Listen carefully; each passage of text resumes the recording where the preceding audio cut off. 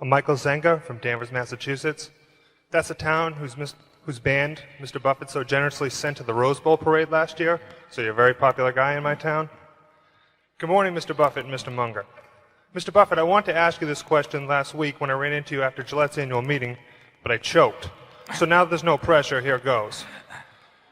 In the years from my reading, in the years from 1956 through 69, you achieved the best results of your career quantitatively, 29% annually against only 7% for the Dow. Your approach then was different than now. You looked for lots of undervalued stocks with less attention to competitive advantage or favorable economics and sold them rather quickly. As your capital base grew, you switched your approach to buying undervalued, excellent companies with favorable long-term economics. My question is, if you were investing a small sum today, which approach would you use? Well, I would use the approach that I think I'm using now of trying to search out businesses that where I think they're selling at the lowest price relative to the discounted cash they would produce in the future. But if I were working with a small amount of money, the universe would be huge compared to the universe of possible ideas I work with now. You mentioned that 56 to 69 was the best period. Actually, my best period was before that. It was from right after I met Ben Graham in early 1951. But from the end of 1950 through the next 10 years, actually returns averaged about 50% a year, and I think they were 37 points better than the Dow per year, something like that. But that I was working with a tiny amount of money, and so I would pour through volumes of businesses, and I would find one or two that I could put $10,000 into or $15,000 into that were just ridiculous. They were ridiculously cheap, and obviously as the money increased, the universe of possible ideas started shrinking dramatically. The times were also better for doing it in that time. But I think if you're working with a small amount of money, with exactly the same background that Charlie and I have, and same ideas, same whatever ability we have, I think you can make very significant sums. But as soon as you start getting the money up into the millions, many millions, the curve on expectable results falls off just dramatically. But that's the nature of it.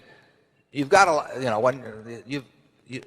when you get up to things you can put millions of dollars into, you've got a lot of competition looking at that, and they're not looking as I did when I started. When I started, I went through the pages of the manuals page by page. I mean, I probably went through 20,000 pages in the Moody's Industrial, Transportation, Banks, and Finance manuals.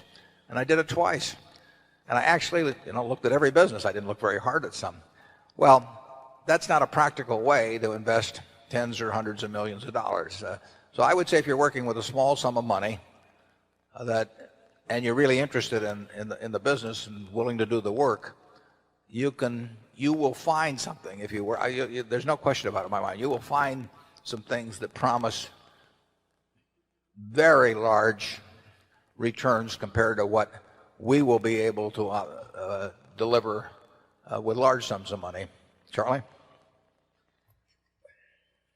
Well, yeah, I think that's right. A brilliant man who can't get any money from other people and is working with a very small sum probably should work in very obscure stocks, searching out unusual mispriced opportunities. But that's such a small world. It may be a way for one person to come up, but it's a long slog. Yeah, most smart people, unfortunately, in Wall Street figure that they can make a lot more money, a lot easier, just by one way or another, getting an override on other people's money or delivering services in some way that people, and the monetization of hope and greed, is a way to make a huge amount of money.